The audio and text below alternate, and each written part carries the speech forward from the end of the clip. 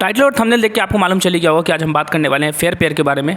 आपको मैं बता दूं कि फेयर पेयर एक कंपनी है जो कि ट्रैवल बेस्ड कंपनी है, जहां मैं गया था अपनी इंटर्नशिप करने। वहाँ पे मेरे साथ ऐसा क्या हुआ कि मुझे आज ये कहानी बतानी पड़ रही है। ये मेरी लाइफ का one of the saddest part था, और ऐसा इसलिए था कि मुझे वहाँ पे साइन किया गया एक एम्प्लॉयमेंट बॉन्ड। अब आपको मालूम होगा कि एम्प्लॉयमेंट बॉन्ड होता क्या है कि अगर आप किसी भी जॉब के लिए जाते हैं तो वहाँ पे आप एक बॉन्ड साइन करते हैं, जहाँ पे क्योंकि कंपनी के पॉलिसी के हिसाब से आप with in a particular time आप उस कंपनी को छोड़ नहीं सकते। ऐसा कंपनी इसलिए कराती है क्योंकि कंपनी क्लेम करती है कि हम इस बंदे के ऊपर जो मेहनत किए हैं वो बंदा वो मेहनत को हमारे डिस्ट्रॉय कर देगा, ऊपर से हम उसको पैसे भी दे देंगे, तो वो हमारा एक नुकसान है। बट क्या यहाँ पे सच में ये चीज़ें हो रही थी? क्या एक इंटर्नशिप में जिसमें बहुत कम वेजेस मिलता है, क्या एक इंटर्नशिप में जिसमें बहुत कम पैसा मिलता है, क्या कंपनी के पास ये राइट होना चाहिए कि वो मेरे से एम्प्लॉयमेंट बॉन्ड साइन करवाए? तो इसी एम्प्लॉयमेंट बॉन्ड की वजह से मैं बहुत परेशान था। मैंने साइन करने को तो कर दिया क्योंकि वो मेरा नया था, वो मेरे लिए बहुत काफ़ी नया था, तो मैंने एम्प्लॉयमेंट बॉन्ड साइन कर दिया। अब वो इतना कम वेजेस पे था, मैंने कहा 1 साल तक मैं इस तनख्वाह पे काम कैसे करूँगा? मैं अकेला आदमी हूँ अपने घर पे काम करने वाला, तो मुझे लगा कि ये चीज़ें मैं कैसे संभाल पाऊँगा, मुझे अपनी फैमिली को भी देखना है। तो उसके बाद मैंने सोचा कि इतने कम पे तो मैं काम नहीं कर पाऊँगा। उसके बाद मैंने कहा एचआर को कि भाई मैं रिज़ाइन करना चाहता हूँ इस जगह से, मैं इस कंपनी से रिज़ाइन करना चाहता हूँ, क्योंकि ये जो कंपनी थी वो मेरे घर से काफ़ी दूर थी और आने जाने का मेरा ट्रांसपोर्टेशन ही बहुत ज़्यादा खर्च होता था। तो मैंने एचआर से कहा कि मैं यहाँ पे काम नहीं कर पाऊँगा, आप मुझे मेरे लिए रिज़ाइनेशन करवा दीजिए, मुझे रिज़ाइन करना है। तो एचआर ने कहा नहीं, आप ऐसे ईमेल पे रिज़ाइन नहीं कर सकते, आपको आके मिलना पड़ेगा। तो मैंने सोचा अच्छी बात है, अगर मैं आके मिल लूँगा तो कुछ पैसे मुझे जो है वो दे देंगे। बट ऐसा नहीं हुआ। उन्होंने मुझे एक पेपर लिख के दिया और उन्होंने कहा कि नहीं, मैं आपको पैसा नहीं दे सकती। क्यों? क्योंकि आपने खुद ही ये बॉन्ड साइन किया। अब एक बेसिक पेमेंट पे आप 1 साल के लिए कैसे बॉन्ड साइन करा सकते हैं? क्या उस बेसिक पेमेंट पे आपका घर का खर्च चल जाएगा? नहीं चलेगा। मेरे घर पे मेरे भी अपने खर्च हैं, ऐसे आपके घर पे भी होंगे। तो जब आपके घर के खर्च उस बेसिक पेमेंट पे नहीं चलेगा तो मेरे पे कैसे चलेगा? मैं आपके उतने से पैसे पे अपना घर कैसे चलाऊँगा? आप देते मुझे 1 महीने का 50,000, 60-70,000, तो मैं भी आपके काम करता कि हाँ चलो ठीक है। यहाँ पे तो मेरा खुद का एक्सपेंस 30,000 है और आपका जो वेज है वो बहुत कम है, बहुत ही कम है, मिनिमल। आपको पता होता है कि इंटर्नशिप में बहुत मिनिमल वेज मिलता है।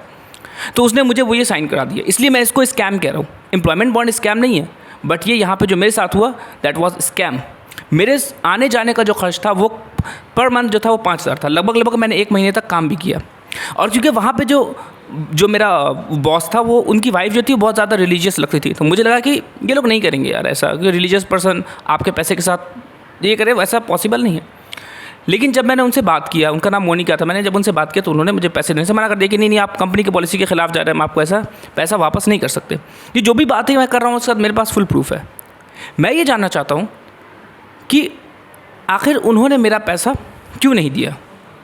वो जानबूझ करके वो उस बंदों से क्यों एम्प्लॉयमेंट बॉन्ड साइन कराते हैं? क्या आप उस पैसे में अपने घर चला सकते जितना पैसा आप उसको दे रहे हैं? और अगर आप नहीं दे रहे और अगर आप उतने पैसे में अपना घर नहीं चला पाते तो हमें आप कैसे कह रहे हैं कि हम 1 साल तक काम करें? चीज़ों को सीखना अलग चीज़ होता है। मैं गया वहाँ पे, चीज़ों को सीखा, वहाँ पे आपके लिए काम किया और आपने मुझे कुछ नहीं दिया। उससे अच्छा मुझे इतना पढ़ का क्या फ़ायदा? उससे अच्छा तो वो एक लेबर का है जो कि घर में जाकर कहीं बिल्डिंग बनाता है, उसको पर डे काम करता है और शाम को उसको उसका वेजेस मिल जाता है। हम वहाँ पे बैठ के काम करते हैं, हमें कुछ नहीं मिला। बहुत सैड पार्ट है। और ये मेरे साथ नहीं हुआ, ये हज़ारों और लाखों स्टूडेंट और हज़ारों लाखों ऐसे स्टूडेंट हैं जो इंडिया में, जिनके साथ इंटर्नशिप में ये मामला होता है। तो मेरे कहने का ये मतलब है, अगर वो कंपनी मेरी देख रही है तो मैं आपको ये बात कहना चाहता हूँ कि आप मेरा जो पैसा आपने मुझसे लिया हुआ, आप वो जो लौटाएँ। आप इतने कम पैसे के लिए आप मुझे कितना दिन तक रखेंगे? मैं क्यों आपके लिए एक छोटे से अमाउंट के लिए आपके लिए साल भर काम करूँगा? क्यों करूँगा? नहीं करूँगा। और अगर आप नहीं पैसा लौटा सकते तो मैं जो बात बोल रहा हूँ बिल्कुल सही कह रहा हूँ। आपको चेक करना, आप चेक कर लीजिए, आपको सारा रिकॉर्ड्स अवेलेबल है, मेरे पास भी सारा रिकॉर्ड्स अवेलेबल है। तो अगर उस कंपनी का नाम फेयर पेयर है, आप फिर से ध्यान दीजिए, एक ट्रैवल कंपनी जनकपुरी वेस्ट में लोकेटेड है। तो मेरा जो पैसा था वो उन्होंने दिया नहीं, मेरा पैसा तो उन्होंने दिया नहीं। ऊपर से मेरा जो ट्रांसपोर्टेशन चार्ज था वो भी अलग से लग गया मुझे, वो मेरे जेब से गया। मुझे क्या मिला? कुछ नहीं। 1 दिन की ट्रेनिंग दी, 2 दिन की ट्रेनिंग दी कि हाँ ठीक है, कश्मीर की आइटनरी ऐसे कर लो और सेल कर दो। इसका आपने इतना पैसा काट लिया, आपने मुझे कुछ नहीं दिया। तो आप कभी भी जॉब लेने से पहले या इंटर्नशिप करने से पहले इस बात का ध्यान रखिएगा कि कभी भी जो आपका एम्प्लॉयमेंट बॉन्ड है उस पर साइन मत कीजिएगा। एम्प्लॉयमेंट बॉन्ड, अगर आपको एक डिसेंट सैलरी है, 50-60 हज़ार है, तो मैं मानूंगा कि हाँ ठीक है, आपको सैलरी भी मिल रही है, ठीक है, तो आप उस पर उन्होंने उतना मेहनत भी किया होगा, आपको इतना भी दिया, और बेसिक जो सैलरी है उस पर आप एम्प्लॉयमेंट बॉन्ड कैसे साइन करा सकते हैं? मैं उस पैसे को क्यों नहीं छोड़ूंगा? मैं उस चीज़ को क्यों नहीं छोड़ूंगा जिसमें मेरा घर का ही खर्च नहीं पूरा हो रहा है? मैं किससे मांग के दूंगा बताइए? ये सारी की सारी चीज़ें हैं जो हमें सोचना चाहिए। एंड कमेंट में एक चीज़ ज़रूर लिखिएगा, आई सपोर्ट यू, ताकि मैं देख सकूँ कि मेरे ऊपर कितना सपोर्ट आता है। और मिलते हैं फिर किसी नेक्स्ट वीडियो में, तब तक के लिए बाय बाय, अल्लाह हाफ़िज़, अस्सलाम वालेकुम।